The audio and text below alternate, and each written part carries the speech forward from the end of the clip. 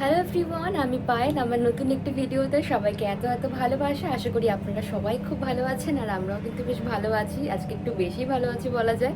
তো আজকে আমরা ঘুরতে যাচ্ছি, আগের ব্লগে যেমনটা আপনাদেরকে কাঞ্চন জানালো, তো সেই মতো আজকে আমরা বেরিয়েছি। চিকেন গরম হচ্ছে এদিকে, সুমিদি আনা চিকেন, আর ওখানে আমি রুটি ভাজছি। রুটি আমি শেখছি, রেডিমেড যে ফ্রোজেন রুটিগুলো সেগুলো আমি এখানে শেখছি। আর অনেক রাত্রে ওরা এসেছে না, ওরা তো যেহেতু অনেক দূরে বাড়ি ওদের, তো অনেক রাতেই ওরা এসেছে। তো খাবার দাবার খেয়ে আমরা সবাই ঘুমিয়েছিলাম। এখন রাত 3:30 বাজে বাই দ্য ওয়ে। তখন আমরা রেডি হয়ে গিয়েছি, মোটামুটি সবাই রেডি হয়ে গিয়েছি, রুটি শেখবো, ঝটপট বেরিয়ে যাব। তো আমাদের যে স্কেডিউল রয়েছে সেই মতো আমাদের সকাল 4টের মধ্যে, সকাল না ঠিক ভোর 4টের মধ্যে বেরিয়ে যাওয়ার কথা। তো সেই মতো সেই স্কেডিউল অনুযায়ী আমরা চলছি। তো কোথায় যাচ্ছি নিশ্চয়ই আপনারা জানতে পারবেন। অনেক দিন ধরে এক্সাইটেড ছিলাম এই ট্যুরটার জন্য, আর ফাইনালি আমরা ফ্যামিলি, আমাদের 3জন আমরা একসঙ্গে ঘুরতে যাচ্ছি। এটা যে কি বড় আনন্দের আর কীরকম একটা এক্সাইটেশন কাজ করছে, বেশ একটা অন্যরকম ফিল হচ্ছে না, যে গত বছর এই সময় মিহি আমার পেটে ছিল আর এখন মিহি আমাদের সাথে ঘুরতে যাচ্ছে। মানে কীভাবে মানুষের সৃষ্টি হয়, আবার কীভাবে মানুষ বড় হয়, সব কিছু মানে খুব একটা এক্সাইটেশন কাজ করছে আমার। যাই হোক, আমি এখন কথাবার্তা সব গুলিয়ে ফেলছি। তো এখানে রুটিগুলো শাকা হচ্ছে, ঝটপট আমি ফয়েল পেপারে মুড়ে প্যাক করব। এইরকম ফ্রোজেন যে টর্টিলাগুলো পাওয়া যায় সেই রুটিগুলো আমি ভালো মতো সেঁকে নিয়েছি। এগুলো মূলত ময়দার রুটি। সবাই তো একরকম পরিমাণ খাবার খায় না, তাই যার যেটা দরকার সেই মতো আমি 4টে 5টা 3টে এরকম করে নিয়েছি। আর ঘুগনির সাথে টপিং হিসাবে নিয়েছি পেঁয়াজ, কাঁচা লঙ্কা কুচি, সেই সাথে কিছু লেবুর টুকরো। এই রুটিগুলো আসলে রুটি কম টর্টিলা বেশি। আগের বছর যখন আমরা তোয়ামে প্রিফেকচারে ঘুরতে গিয়েছিলাম, দিব্যি মনে আছে জানেন তো, ওই যে ছোট্ট ছোট্ট গ্যাস স্টোভগুলো হয়, ওগুলোতে আমরা এই রুটিগুলো একটা তাওয়ার সাহায্যে একটুখানি গরম করে নিয়েছিলাম। তবে এবছর সেরকম কোনো ঝামেলায় রাখছি না, তার কারণ টোকিও, ওসাকা যেহেতু এই প্রান্ত থেকে ওই প্রান্ত ডেস্টিনেশনে পৌঁছানোর একটা হুটোপাটা আমাদের মধ্যে থাকবেই। তার বদলে রুটিগুলোকে ভালো মতো সেঁকে নিয়ে গরম গরম থাকতেই এই ফয়েল পেপারে মুড়ে নিয়ে, যাতে করে বেশ কিছুক্ষণ রুটিগুলো একটুখানি গরম থাকে। তারপরেও যা ঠান্ডা পড়েছে, জানি না এ কতক্ষণ অবধি গরম থাকতে পারবে। এই যে এখন আমরা বের হচ্ছি, এখন তাপমাত্রা ফিলস লাইক -5। নিয়ে নিয়েছি ফয়েল পেপারে মুড়ে, আমি রুটিগুলোকে নিয়ে নিয়েছি। ঘুগনিও প্যাক করা হয়ে গিয়েছে গত রাতেই। আর এখন শশা না পেঁয়াজ কুচি আর লেবুগুলোকে কাট করে নেবো, যাতে ওই একটু দিয়ে খেতে পারি। বাঙালি তো তাই চটপাটা ব্যাপারটা সঙ্গে থাকছেই। তো যাই হোক, চলুন। ফ্রিজে ইলিশ মাছ রয়েছে, আদা বাটা রয়েছে, এগুলো যেন না ভুলি, প্লিজ মনে করিয়ে। বেরিয়েছিলাম তো আমরা ঠিকঠাক সময়ে, তারপরেও জিনিসপত্র গাড়িতে লোড করতে করতে অনেকটাই বেলা হয়ে গেল। ওই প্রায় 4:30-এর বেশি বেজে গিয়েছে।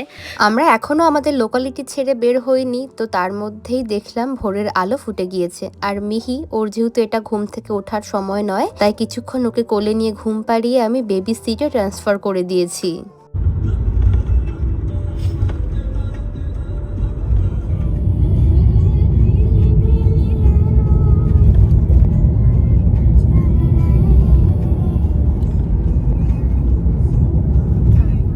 আমরা পথ চলবো 550 কিলোমিটার, অর্থাৎ টোকিও থেকে ওসাকার দূরত্ব 550 কিলোমিটার। তো গোটা পথটাই তো আমরা ড্রাইভ করে যাব না, আমরা তার মাঝখানে কিছুটা টাইম হল্ট করব, একটু রেস্ট নেব, ব্রেক টাইম, কিছু খাবার তুলবো। যদিও খাবার তো সঙ্গেই রয়েছে, কিন্তু তারপরেও ওই চা, কফি, ওনিগিরি বা ডেজার্ট এই জাতীয় খুচখাচ কিছু খাবারের জন্য হাইওয়ের পাশেই এক্সিস্ট পয়েন্টে যে কার পার্কিং এরিয়াগুলো থাকে সেখান থেকে খাবার তুলবো। এত অল্প সময়ের মধ্যে অনেকগুলো প্রিফেকচার পাড়ি দিয়ে আমরা অনেকটা দূর পৌঁছে গিয়েছি। এখন আমরা আছি সকাল 9টা এখন বাজে, আছি এখন শিজুওকা প্রিফেকচারে। এখানে গাড়ি দাঁড় করিয়ে আমরা যে খাবার এনেছিলাম সকালবেলায়, দেখতেই পেলেন, ওই খাবার দিয়ে এখন আমরা ব্রেকফাস্ট করব।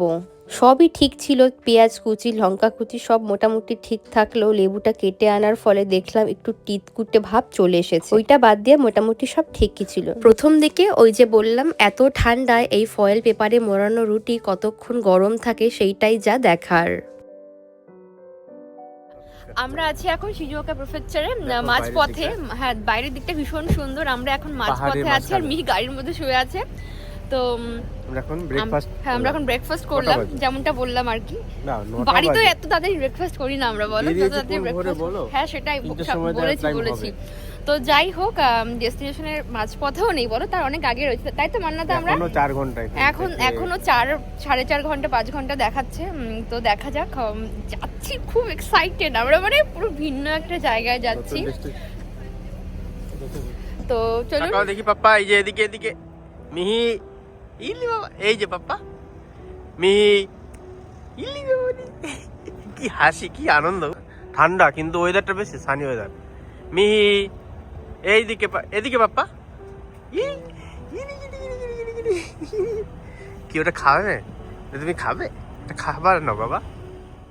খাওয়া দাওয়া সেরে নিয়ে আমরা কিছুক্ষণ রেস্ট করলাম। এর মধ্যে মিহিও ঘুম থেকে উঠে গেল। বেশ এইবার ঠান্ডা লাগতে শুরু করেছে, তার কারণ আমরা এইবার গিফুর দিকে রওনা হচ্ছি। শিজুওকা পেরিয়ে আমরা এখন আছি নাগোয়াতে। আর যতই গিফুর দিকে এগিয়ে যাচ্ছি ততই যেন আমাদের ঠান্ডা লাগতে শুরু করেছে। ঠান্ডা লাগার সাথে সাথে মনের মধ্যে বরফ দেখার যে প্রবণতা, আনন্দ, সেটাও যেন বেশ ভালোইভাবে কাজ করছিল। বুঝতেই পারছিলাম এত ঠান্ডা যেহেতু, সামনেই বড় বড় পাহাড়, আর সেই সব পাহাড়ের চূড়ায় দূর থেকে লক্ষ্য করলাম সাদা সাদা বরফ চকচক করছে। তার পাদদেশে রয়েছে ধানের ক্ষেত, চাষের ক্ষেত, মূলোর ক্ষেত। তবে সব শুকিয়ে গেলেও মূলো, শালগম এই জাতীয় ক্ষেতগুলো যেন এখনো জীবিত রয়েছে। আর মাঝে মাঝে কিছু গ্রিন হাউস দেখছিলাম যেখানে টমেটো, ক্যাপসিকামের মতো সবজির চাষ। খানাই আমরা যেহেতু যাব হাইওয়ে ধরে, তো আজকে তাই জন্য আমাদের প্রথম ডেস্টিনেশন ওসাকা নয়, বরং হতে চলেছে কিয়োতো। যেহেতু কিয়োতো থেকে ওসাকার দূরত্ব খুব একটা বেশি না, ওই 2 ঘন্টা মতো সময় লাগে।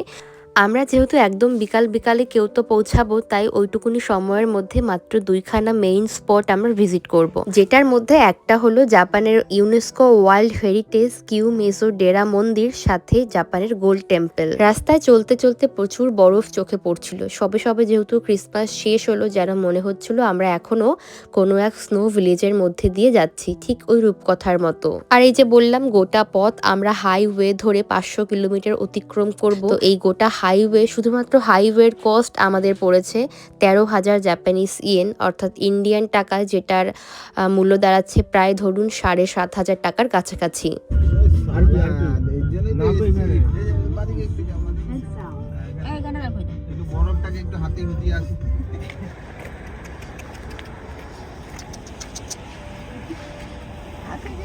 পুকুরি মিচান ও মি পুকুরি মি বুড়ি উলি বাবলি মুখগুলো লাল লাল হয়ে গেছে।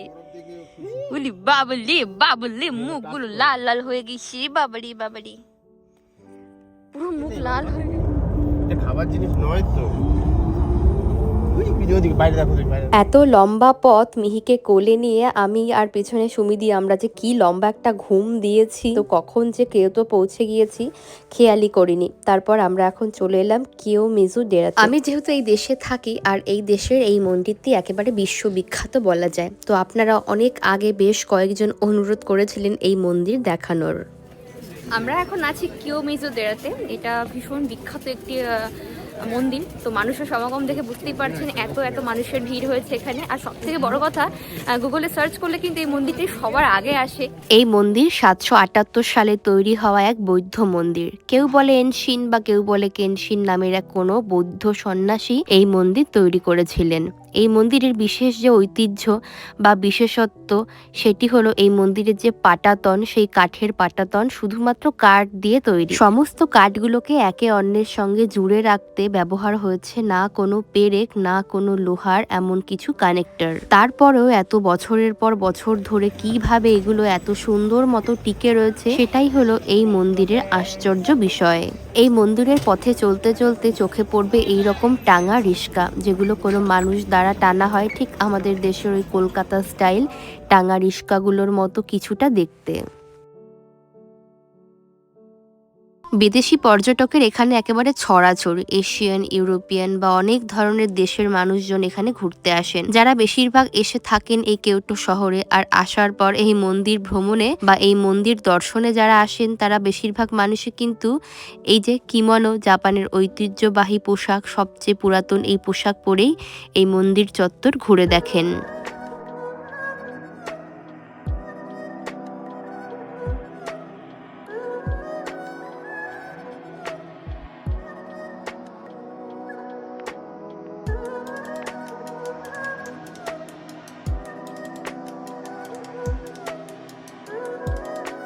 জাপানের সমস্ত ঐতিহাসিক স্থানগুলোর আশেপাশেই বা শ্রাইন মন্দিরের আশেপাশে মোচি, সুভেনিয়ার, গ্রিন টি থেকে শুরু করে গমের শীষের চা, বার্লি টি, এগুলো বেশ জনপ্রিয় থাকে। তো এই সমস্ত কিছুর দোকানপাট এই মন্দির বা শ্রাইনের আশেপাশেই থাকে। তবে এখানে দেখলাম আরও বেশ কিছু নতুনত্ব জিনিস আমার চোখে পড়েছে। হ্যান্ডমেড সোপ বা জাপানের যে হার্বস থেকে তৈরি হওয়া সাবান, সার্ফ, শ্যাম্পু, এগুলো হাতে বানিয়ে আপনি নিজেই কাস্টমাইজ করে এখান থেকে নিতে পারবেন। তবে এগুলো আমাদের জন্য নয়, তার কারণ টোকিওতে এগুলো অনেক অ্যাভেলেবেল। আর আমরা যেহেতু এখানে থাকি, মাঝে মাঝে এখানে কখনো কখনো আসা হবেই। তবে যারা ট্যুরিস্ট আসেন তারা কিন্তু এসব জায়গা থেকে প্রচুর শপিং করেন। পেট ভরানোর জন্য প্রচুর খাবার দাবারের দোকানও রয়েছে। তবে যদি জানতে চান কিয়োটো শহরের কোন খাবার সবচেয়ে বেশি বিখ্যাত, তবে আমি বলবো তা হলো মোচি বা যে কোনো মিষ্টি জাতীয় খাবার। এই নিয়ে আমাদের এই মন্দির দর্শন করার সুযোগ হয়েছে মোট 2 বার। প্রথমবার মিহি আমাদের সাথে ছিল না, সেটা ছিল প্রায় 5 বছর আগের কথা। আশেপাশে প্রচুর জাপানের সংস্কৃতি ধারণ করে এই ধরনের সুভিনিয়ার বিক্রি হচ্ছিল, তো সেখান থেকে আমি কিছু সুভিনিয়ার নিয়েছি। আশেপাশের সমস্ত দোকানগুলিতে লক্ষ্য করলাম এখানকার ঐতিহ্যবাহী জুতো, জামা, পোশাক এগুলো বেশ বিক্রি হচ্ছে।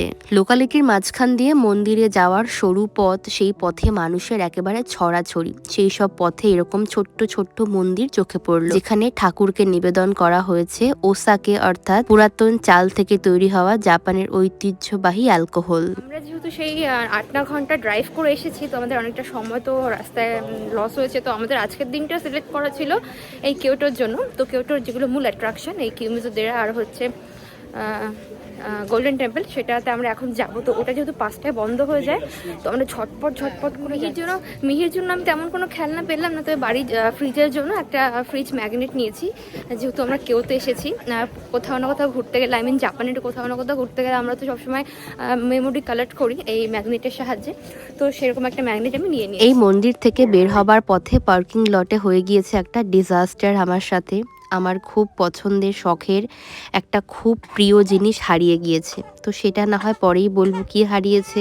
তার আগে বলি, এই বছর আমরা কিন্তু হোটেলে থাকছি না, তার থেকে বরং এই বছর আমরা থাকবো একটি এয়ারবিএনবিতে। একটি 3তলা বাড়ি বুক করা হয়েছে আমাদের 5 জনের জন্য। বিকাল 5টায় যেহেতু গোল্ডেন টেম্পল বন্ধ হয়ে যায়, আর এখনই বাজে প্রায় 4:30 মতো। ওই ডিজাস্টার হয়ে যাওয়ার পরে আমার মুড গিয়েছে আরো খারাপ হয়ে। তারপরেও আমি আশা রাখছি আমার জিনিসটিকে খুঁজে পাবো। যা ভীষণ ঠান্ডা পড়েছে, এই ঠান্ডায় তো আমি রীতিমতো কনকনিয়ে কাঁপছি। তো মিহিকে ওর পাপা সামনে এগিয়ে নিয়ে গিয়েছে, আর ওর না এত ঠান্ডা লাগছে, তো গালগুলো একটু লাল লাল হয়ে গিয়েছে। তো আমি বললাম তোমরা যাও, গাড়ির দিকে যাও, আমি আস্তে ধীরে হেঁটে আসছি। আর পেছনে দেখছেন ওই যে কিয়োমিজু ডেরা যে মন্দিরটি, এটা ভীষণ ফেমাস একটি মন্দির। যতটা সম্ভব পেরেছি আপনাদেরকে দেখানোর চেষ্টা করেছি, কিন্তু বুঝতেই তো পারলেন যে প্রচণ্ড ভিড়। তো এই ভিড়ের মধ্যে আমি চেষ্টা করছি সবাইকে অন্তত হ্যালো। আজ আর আমাদের গোল্ডেন টেম্পল দেখা হলো না, তার চেয়ে বরং আমরা পরদিন আবার আসবো এই পথে। এখন আমরা যাচ্ছি আমাদের এয়ারবিএনবি এর দিকে আগামী ভ্লগে। সেখানে গিয়ে রান্না বান্না, হই হুল্লোড় সবই থাকছে, প্লাস থাকছে গোটা বাড়ির হোম ট্যুর ভিডিও। সবাই খুব ভালো থাকবেন, সুস্থ থাকবেন। Tata, bye bye.